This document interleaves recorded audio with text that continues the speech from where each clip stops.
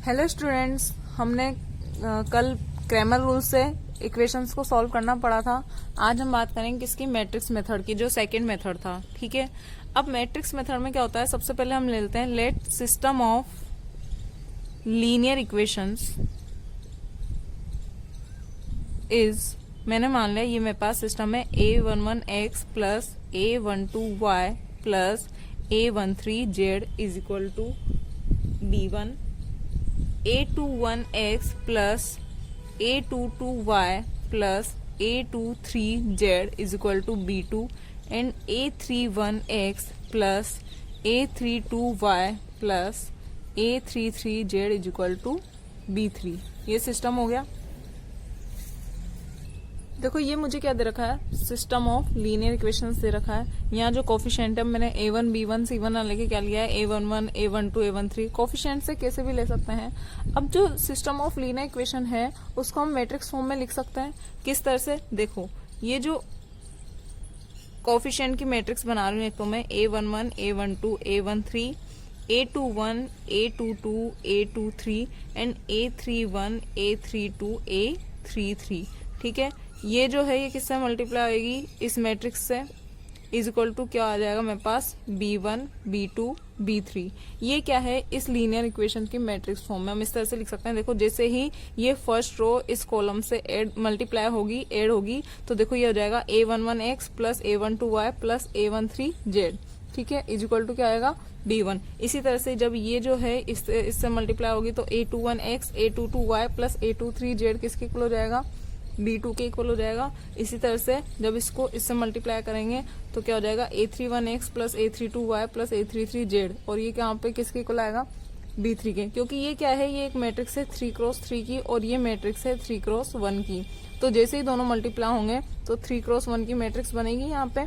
ठीक है, और इधर भी क्या है, ये 3x1 की मैट्रिक्स है। तो दो मैट्रिक्स जब इक्वल होंगी तो उनके करेस्पॉन्डिंग एलिमेंट्स भी क्या होंगे, इक्वल होंगे।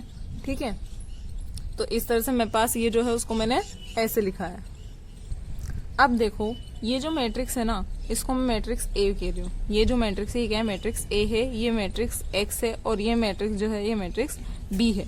ठीक है, ये ए मैट्रिक्स जो है इसको हम कहते हैं मैट्रिक्स ऑफ कोफिशिएंट, क्योंकि ये सारे कोफिशिएंट की मैट्रिक्स है। ठीक है, ये क्या है, मैट्रिक्स कैपिटल एक्स जो है ये क्या है, वेरिएबल्स की मैट्रिक्स है। अब देखो अगर मैं यहाँ क्या करूँ, ये मेरे पास एक इक्वेशन आ गई। यहाँ पर क्या करो, मुझे x की वैल्यू फाइंड आउट करनी है। जैसे x की वैल्यू मतलब कैपिटल x जो है ये पूरा ये है, इसकी वैल्यू फाइंड आउट होते ही मेरे पास क्या आ जाएगा, सॉल्यूशन मिल जाएगा। तो ये जो इक्वेशन आई है ax इक्वल टू b, इसमें क्या करो, प्री मल्टीप्लाई करो किससे, a इनवर्स से। a इनवर्स से जैसे ही मैं प्री मल्टीप्लाई करूंगी तो क्या हो जाएगा, ये is equal to a inverse b। ठीक है, ये भी मैट्रिक्स है, ये मैट्रिक्स है, ये मैट्रिक्स है। तो यहाँ पर क्या हो जाएगा, एसोसिएटिविटी होती है, ये हो जाएगा a इनवर्स ए। ठीक है, x is equal to A inverse b। Clear है, ए इनवर्स ए क्या हो जाएगा, आइडेंटिटी मैट्रिक्स आएगी into X is equal to A inverse b। जब किसी मैट्रिक्स को आइडेंटिटी मैट्रिक्स से मल्टीप्लाई करते हैं तो वापस से क्या आ जाएगी, वही मैट्रिक्स आ जाएगी। ये हो गया एक इनवर्स b। तो x की वैल्यू फाइंड आउट करनी थी, x इज इक्वल टू क्या हो गया, ए इनवर्स b। तो हम किसी भी मैट्रिक्स का इनवर्स फाइंड आउट कर सकते हैं। a गिवन होगा, भाई तुम्हें इक्वेशंस गिवन होगी तो a तुम निकाल सकते हो। जैसे ही a मिल जाएगा, a का इनवर्स निकाल के हम उसको किससे मल्टीप्लाई कर देंगे, b से मल्टीप्लाई कर देंगे और x के इक्वल रख देंगे। तो जैसे ही मेरे पास ये आ जाएगा तो मेरे पास किसकी वैल्यू मिल जाएगी, वेरिएबल्स की वैल्यू मिल जाएगी। ठीक है, फॉर एग्जाम्पल क्या है, देखो find the solution of system of linear equation this and this. दो लीनियर इक्वेशन दे रखी है। ये जो इक्वेशन है इसको मैं किस तरह से लिख सकती हूँ, this system of linear equation can be written as 2 - 3 2 + 3, ये हो गया। ठीक है, और x y ये किसके इक्वल हो जाएगा मेरे पास, 3 9। इस तरह से लिख सकती हूँ। ठीक है, ये जो मैट्रिक्स है ये ए मैट्रिक्स हो गई मेरे पास। ए जो है वो क्या है मेरे पास, 2 - 3 2 3। ठीक है, जो कैपिटल एक्स है वो क्या है मेरे पास, एक्स वाई हो गया। ठीक है, और जो बी है वो क्या हो जाएगा मेरे पास, 3 9। ठीक है, ये जो इक्वेशन है इसको मैं कैसे लिख सकती हूँ, A x is equal to B.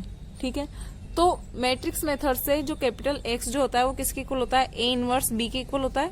A inverse into B के इक्वल होता है, मतलब मुझे ए इनवर्स निकालना पड़ेगा। तो ए इनवर्स कैसे निकालेंगे, adjoint of A upon A inverse किसके इक्वल होता है, adjoint of A upon determinant of A. अच्छा डिटर्मिनेंट देखते हैं, ए का डिटर्मिनेंट क्या होगा, देखो determinant of A 3 into 2 6 minus of minus 6 plus 6 कितना हो गया 12। क्लियर है, तो हम डिटर्मिनेंट की वैल्यू लिख देते हैं, ये हो गया 1/12। एडजॉइंट कैसे निकलता है, 2 क्रॉस 2 की मैट्रिक्स का इन दोनों को एक्सचेंज कर दो और इनके साइन चेंज कर दो। तो इन दोनों को एक्सचेंज करेंगे क्या हो जाएगा, ये 3 ये हो गया 2, साइन चेंज करना है, ये हो जाएगा +3 और ये हो जाएगा -2, ये हो गया। तो ए इनवर्स ये आ गया। तो x इक्वल टू क्या हो जाएगा, ए इनवर्स की वैल्यू रख दो 1/12, ये हो गया 3 - 2 3 2। b क्या है मेरे पास 3 इंटू 9। सॉल्व कर लेते हैं, मैट्रिक्स मल्टीप्लीकेशन होगा।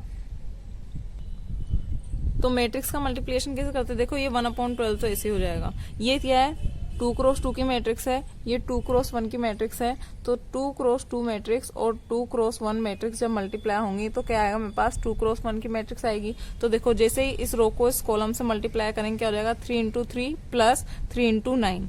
ठीक है, तो 3 इंटू 3 9 प्लस 27, 9 प्लस 27 कितना हो जाएगा तुम्हारे पास 36।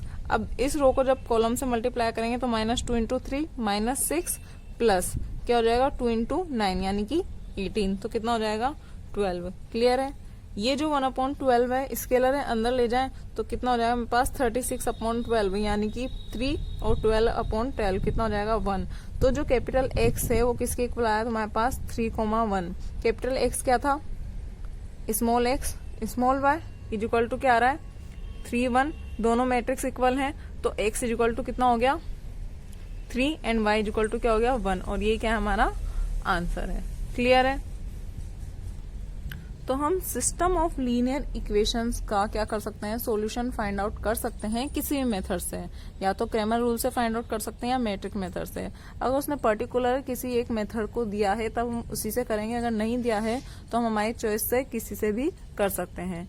क्लियर है, थैंक यू।